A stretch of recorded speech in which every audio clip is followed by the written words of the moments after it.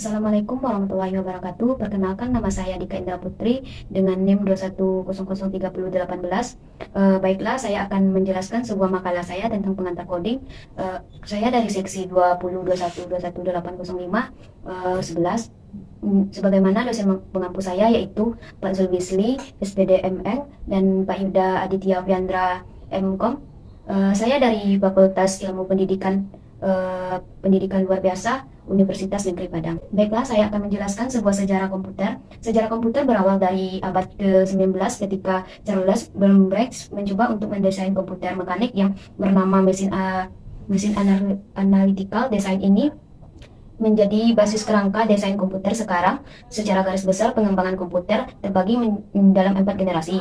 Generasi pertama dimulai ketika komputer digunakan dalam akademi dan militer, seperti komputer Antonov Berry dibuat pada tahun 1937 untuk menyelesaikan sistem persamaan linear, dan komputer Colossus untuk memecahkan kode rahasia Jerman Nazi. Kemudian Enix yang dibangun pada tahun 1946 menjadi komputer pertama untuk tujuan umum ketika komputernya dinyalakan untuk pertama kali. Philadelphia mengalami mati listrik. Komputer generasi ini menggunakan tabung vakum untuk menyimpan data dan ukuran memakan satu ruangan. Kedua, dimulai ketika transistor menggantikan tabung vakum. Unicef diperkenalkan ke publik tahun 1951 untuk penggunaan komersial. Kemudian pada tahun 1953, IBM memulai bisnis komputernya dengan merilis IBM 650 dan IBM 700. Berbagai bahasa pemrograman mulai dikembangkan dan komputer mulai memiliki memori dan sistem operasi. 3. Dimulai ketika teknologi transistor meningkat menjadi sirkuit terpadu. Komputer mini adalah inovasi yang signifikan dalam generasi ini dan mempengaruhi generasi komputer selanjutnya. NASA menggunakan komputer generasi ini untuk melancarkan program Apollo seperti komputer bimbingan Apollo untuk mempermudah kendali Apollo, Command atau Service Module, Digital Equipment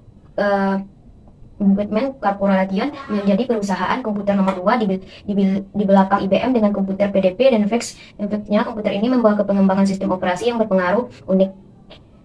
Keempat, generasi dimulai pada dasawarsa 1970-an ketika penemuan MOSFET dan integrasi berskala besar. Selanjutnya membawa ke pengembangan mikroprosesor di awal 1970-an. Komputer pribadi yang semakin kecil berkat mikroprosesor mulai berkembang, dimulai dari komputer rumahan dan komputer meja. Teknologi selanjutnya adalah laptop dan ponsel cerdas yang sangat fenomenal, membawa berbagai perusahaan teknologi ke dalam perang paten atas ponsel cerdas. 2. Bagian C++. Struktur penulisan kode pemrograman C++ pada dasarnya masih menuruni struktur penulisan bahasa pemrograman C. Bahasa pemrograman C++ merupakan bahasa pemrograman sendiri dan hanya peluasan dari bahasa pemrograman C, dan kita dapat menggunakan bahasa C di tengah bahasa C++. Struktur pemrograman dari bahasa pemrograman C++ terdiri dari kumpulan baris pernyataan yang dibentuk dari sejumlah blok, fungsi, dan keyword. Kode pemrograman tersebut dimungkinkan untuk memerintah komputer untuk melaksanakan tugas yang diberikan. Struktur kode pemrograman C++. Programan C maupun C++ selalu tersusun dari 5 bagian utama, yaitu preprocessor, directive atau pengarah kompilator, declaration deklarasi, definition definisi, statement atau expression pernyataan atau ekspresi, comment atau komentar. 2. Variabel. Variabel merupakan wadah untuk menyimpan nilai data. Terdapat berbagai tipe variabel dalam C++, diantaranya adalah int, menyimpan bilangan bulat atau integer tanpa desimal seperti 28 atau 28 double, menyimpan angka floating point dengan desimal seperti 28,08 atau 28,08 short, menyimpan karakter tunggal seperti A atau A besar. Nilai karakter diapit oleh tanda kutip. Tunggu string, menyimpan teks seperti hello, we bagus. Nilai string diapit oleh tanda kutip gunbolt, menyimpan nilai dengan dua status, true atau benar atau false, salah, mendeklarasikan variabel. Untuk membuat variabel, kita harus menentukan tipenya dan memberinya nilai. Sinteks tipe variabel atau nilai, di mana tipe adalah salah satu tipe C++ seperti int, dan variabel adalah nama variabel seperti x atau nama saya. Tanda sama dengan digunakan untuk menetapkan nilai ke variabel. 4. Tipe data. Tipe data merupakan jenis data yang dikategorikan berdasarkan sifat dan jenisnya, yang menandakan jenis data yang ingin disimpan sesuai kegunaan. Memori penyimpanan. Pemilihan tipe data yang tepat akan membuat proses operasi data menjadi lebih efisien dan efektif.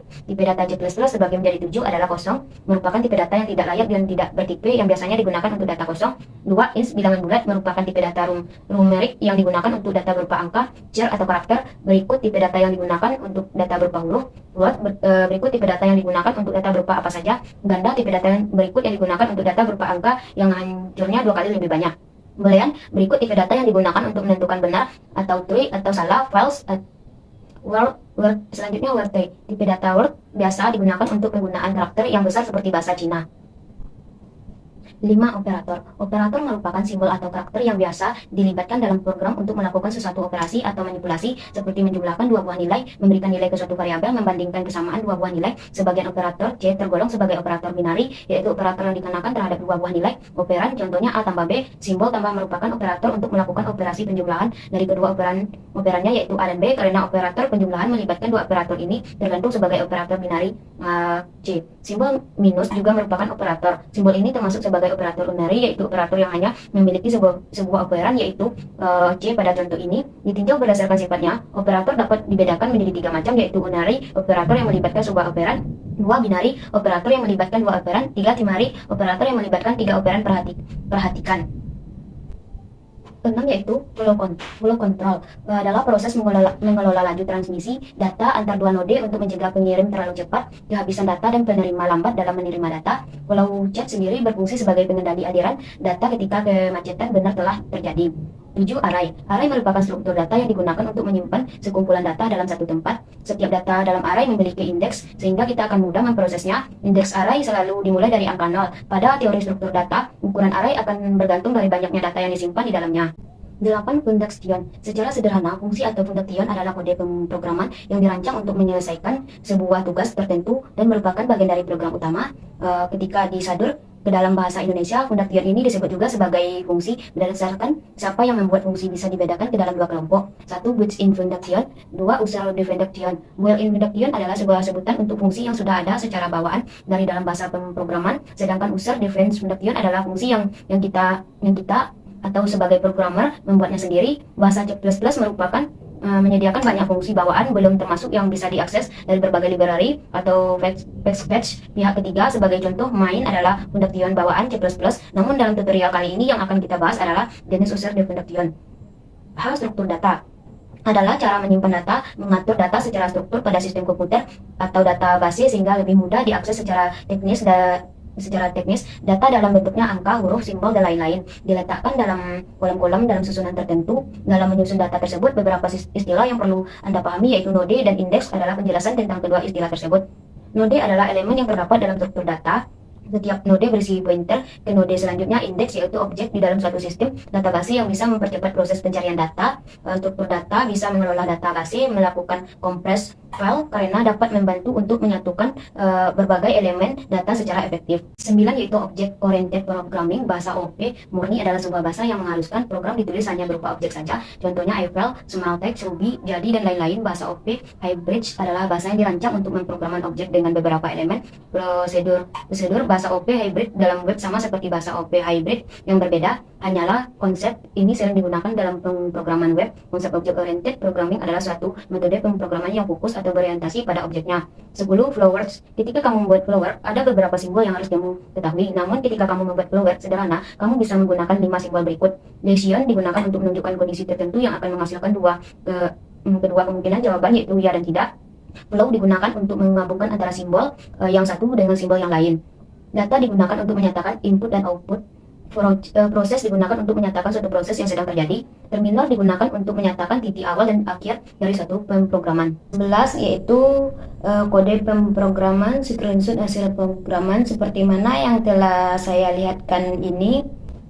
12, yaitu penjelasan tentang pemrograman. Pemrograman ini dijalankan menggunakan include yang low stream. Pemrograman ini mencari flowback sebanyak angka yang kita masukkan. Pemrograman mencari flowback dengan pedoman berikut: const tanda kecil Fibonacci serius, for n i sama dengan 1, i kecil sama dengan n plus i tanda kurung strip 2 points dari first 2 times if 1 sama dengan 1, const besar kecil t1 kecil continue if 1 sama dengan 2, const sama dengan t2 kecil, continue in next string sama dengan t1 tambah t2, t1 sama dengan t2, t2 sama dengan text string, kecil next string kecil return 0.